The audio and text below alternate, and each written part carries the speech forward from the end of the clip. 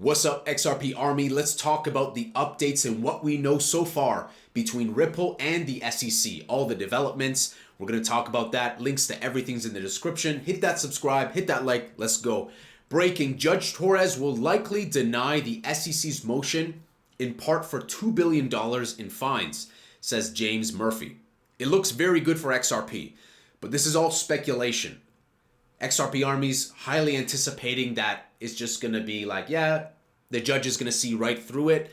And we also saw how Donald was like, Gary Gensler is not for crypto. He doesn't like crypto. And Donald also said, Mr. Trump said that there's going to be multiple forms of crypto. So there's many projects hinting at there's going to be more than Bitcoin. I can't wait until Michael Saylor, like that content from him of everything being a security, it's going to age like avocados. It's going to age like milk. Let's segue into something more positive before we unravel all the legal stuff. Came across this from Coinbase, says Vet. XLS68 sponsor proposal for the XRP ledger could make this a thing. Get XRP with the purpose to onboard real people by sponsoring gas, accounts, and reserves. Because by sponsoring those things, and if you can reduce those barriers to entry, then people will just use your platforms. And that's what Coinbase has been doing. Taking a look at this post, Coinbase will give you way more free gas if you build things that onboard real people. Lots of builders are now getting up to 5 ETH gas grants. And Coinbase Dev will go higher, build something cool, show impact, and they'll help you scale it. The real alpha is Coinbase gives each dApp 0.25 ETH of gas for free to onboard more users. So you see how they're sponsoring stuff. And again, these motions that we have for XRP Ledger are also going to help address this in terms of like onboarding users better, delegating stuff, sponsoring of fees. So I think that we're headed in the right direction with XRP Ledger. And there's examples of this already happening with how crazy Ethereum can be, right? Ethereum can get crazy with gas. It can get low too. But we know that in high traffic, like wait for the peak of the bull run, ETH is going to go like crazy gas. Let's talk about Judge Torres. XRP news coming to us from CoinGate. Judge Torres to dismiss SEC's motion in remedies phase. So there's a few highlights. Let's just focus on the highlights. Judge Torres can deny the SEC's argument that institutional investors suffered pecuniary harm. I've never even heard that. Disgorgement. Lawyer James Murphy said the SEC relies on SEC versus iFresh case for reasoning the harm in Ripple case. iFresh decision is a misreading of the Second Circuit holding in Govil on disgorgement. XRP price fell more than 2%. It's been going up. It's been going down. I saw it go up to like 54 cents. Why the SEC argument on disgorgement is weak. Pro XRP lawyer James Murphy in a post on X said the SEC's reply brief does not add anything meaningful to the argument that institutional investors suffered any harm. The SEC seeks $876 million in disgorgement from Ripple Labs on the claim that some institutional investors have suffered harm. While Ripple argued that the Govil case precedent maintained that the SEC is not entitled to disgorgement if there is no financial harm to the buyer. Murphy added that the SEC relies on SEC versus iFresh, a district court case, which held this quote-unquote harm requirement is proved when a stock price is artificially inflated. The SEC asserts Ripple artificially manipulated XRP price through various ways, including automated bots. I mean, what kind of statement is this? Everything has manipulation. SEC smoking something. It ain't green. I don't know what they're doing, bruh. I don't know what that Gary. He just spins that roulette wheel. He's like, I'm suing them next. He's just suing anything under the sun. Next thing you know, he's going to call Bitcoin a security. Ripple, even though he's clearly not, I'm just saying he's crazy. Ripple executives have denied such claims many times earlier. In my view, the iFresh decision is a misreading of the Second Circuit holding in Govil on disgorgement. And interestingly, the judge who wrote the iFresh decision designated, quote-unquote, not for electronic or print publication. The SEC argued some institutional buyers suffered the harm as they received less discount on XRP as compared to others who paid more price. What about the harm on the public of 4 years of this shit? Like, I think that Judge Torres is going to deny this argument. Judge Torres will likely deny the SEC's motion in part for $2 billion in fines. James Murphy reasoned it is still wrong to cite a decision without a quote-unquote not for publication designation as precedent. These are considered the weakest precedents for any case. However, he doesn't rule out the possibility of Judge Torres going with the IFresh reasoning. Also, it is possible the judge would schedule a hearing to resolve unanswered questions about the positions of the parties. Guys, this is being dragged out, but like we need to, for a moment, let me wash down my thoughts, because for a moment, guys, they're dragging this out as long as possible to artificially put down the price. As much as they complain about artificial price, they're holding back Ripple XRP like a slingshot. The longer this goes out, it's gonna go crazy. I have a feeling this is gonna do Age of Empires Trebuchet when we're finally said and done with this. That grande pike, no, venti pike. Shout out to my brother grabbing the coffee, you know. Make sure, guys, if you have a brother, the brothers, put some respect on the brothers, you know. In a response, that's how we hedge against inflation, 50% discount. You gotta be innovative. So, I don't know, guys. I don't think Judge Torres is gonna. I think Judge Torres is gonna see right through this. I don't think it's gonna bode well for the SEC. I think they're gonna go out on a whimper. In response to James Murphy, lawyer Jeremy Hogan said, "quote unquote," you have to request permission from the appellate court before citing to those cases. Hopefully, the judge will catch that since Ripple has no reply. Now, my apologies for legal guys if I've been mispronouncing some of these terms. It's kind of weird jargon that they use. Continuation. Ripple predicts stablecoin market could reach $3 trillion by 2028. So I have a dedicated video about this, but just quickly, Ripple forecasts $3 trillion stablecoin market by 2028 amid the legal challenges. Ripple's USD-backed stablecoin set for June launch. We should see more from David Schwartz, Ripple CTO, at Apex in the Netherlands to announce that. I think it's going to be called USDR. The problem here is that SEC is already disputing that this undisclosed and unreleased stablecoin is a quote-unquote unregistered crypto asset. And it also is showing us a key thing that it's not that, in my opinion, it's just my opinion, I'm not no lawyer. It's not that they're going to be going after Ripple to drag them and defeat them. I think this is them showing their hidden agenda that they also want to go after other stablecoin issuers and make it a tightly knit club of just a few players like USDT, USDC, you know, let's just call this USDR from Ripple. Because we see Ripple's launching on ETH and XRP Ledger. We can see many clues that there's going to be this symbiotic relationship with multiple projects. Will all projects make it? No, but I think Ripple will make it just fine with flying colors. Let's focus on the SEC scrutiny because I have a dedicated video for all the stablecoin goodness. Check that out. SEC scrutiny and Ripple's response. Although the ambitious stablecoin launch of Ripple has created excitement in the market, that's for sure, it will face substantial regulatory challenges. In a recent court filing, the SEC argued that Ripple's intended stablecoin would be an unregistered crypto asset.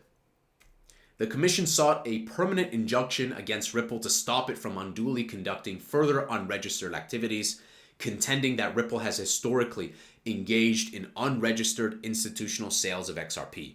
The SEC also questioned Ripple for allegedly evading U.S. security laws while it was licensed in other jurisdictions. Finally, Ripple's legal team rejected the SEC's assertions by pointing out that compliance with international jurisdictions shows their adherence to regulations.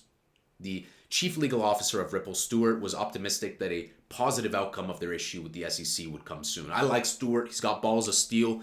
I like that Brad Garlinghouse, David Schwartz, these guys, they're charismatic leaders, and that builds into the leadership and builds part of the checking off of the marketing of XRP. Guys, is XRP like 50 cent right now? 50 cent in the club. You can find me in the club, you know. Yeah, the price is low. Yeah, it's going sideways. I know, it's shit. It sucks. I'm with you there. I know. But there's a lot of good going for it. Don't fade your bags, man. Don't fade your bags. Don't FUD your own bags. It's okay to talk about pain points, but we always have to be solution oriented. Let's not roll out of our bed with our face unwashed, with our teeth not even brushed, and be like some of these weirdos in the XRP army who just moan and groan on X spaces, and they don't think about the solution. They get lost in the sauce.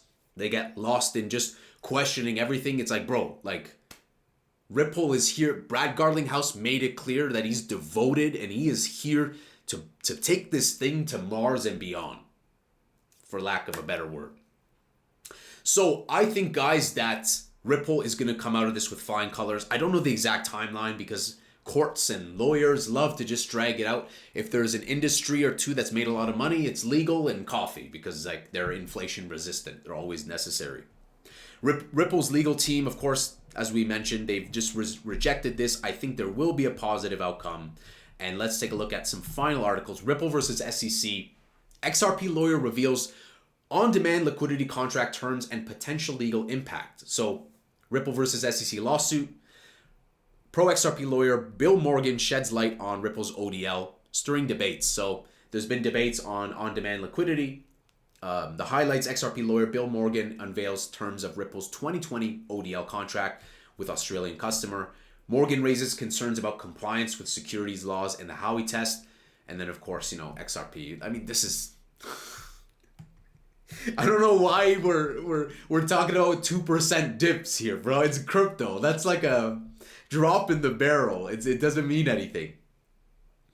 So let's talk about ODL before we wrap up. XRP lawyer unveils Ripple ODL. So in a recent exchange, XRP lawyer Bill Morgan provided insights into the terms and features of Ripple's 2020 ODL with this Australian customer.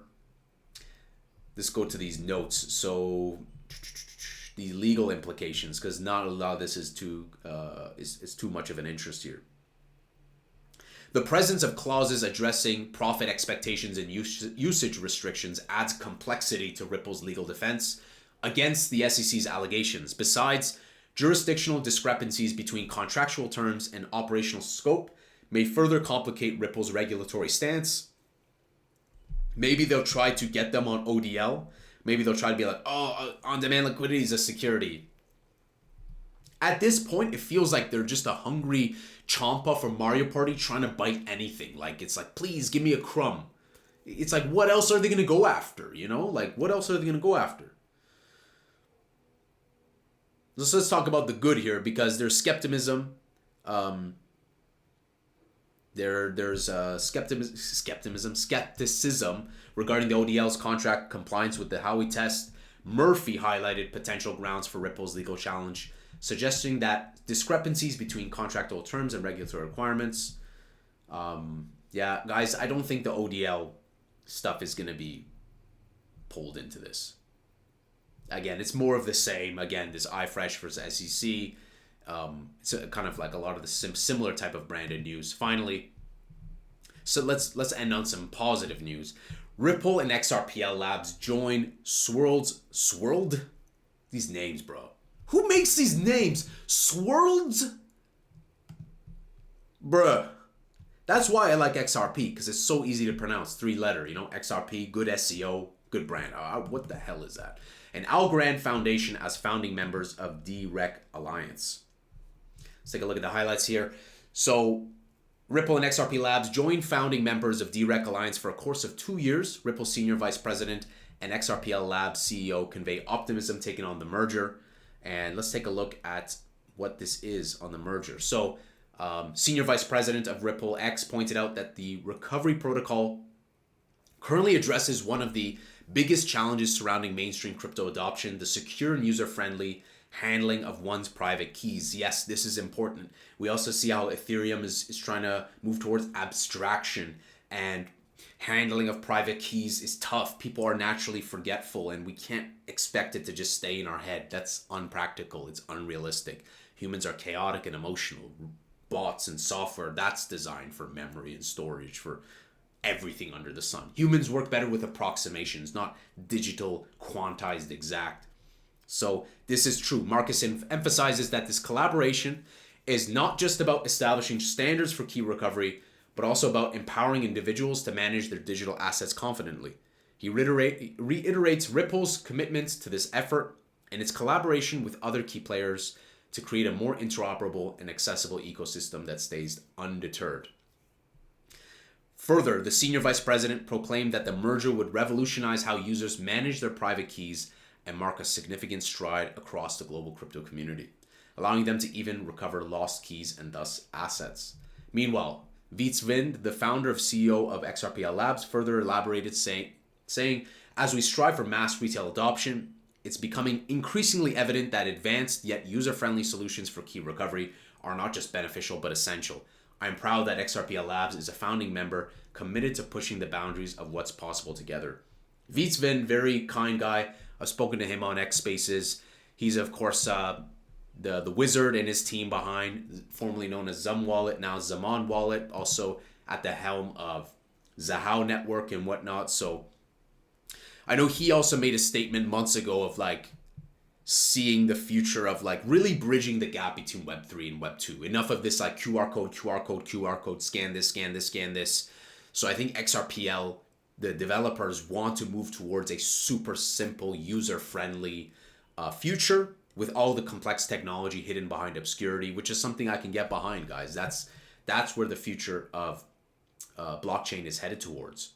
So what do you guys think about this SEC stuff? Do you think Judge Torres will likely deny the SEC's motion? Do you think that they're going to be paying a massive $2 billion fee in fines? I don't think so. I agree with this. Like, obviously, this guy, Jack the Rippler, puts out a lot of stupid promoted tweets I've been seeing. So be careful with people on X. As with anything, take it with a grain of salt. But I do agree that Judge Torres will have a positive sentiment towards XRP, and she's gonna see right through this. I don't think that it's gonna be a $2 billion fine. Like, it's not gonna go well for the price. Even if it is, let's play devil's advocate. If it is a $2 billion fine, it's gonna be really bad for the short term of XRP, but it's still gonna do well over time. If anything, we'll get a capitulation. We'll get that downside price discovery for people to accumulate and kind of allow us to go parabolic, but there's going to be some short-term pain if they pay a colossal fine like that. Let me know what you guys think. Are you guys bullish on the future of this outcome? Do you think it's going to be a positive outcome for Ripple versus SEC? Do you think they're going to pay a $2 billion fine? I don't think so, but let me know what you guys think. Hit that subscribe, hit that like. I'll see you in the next Angry Crypto Show.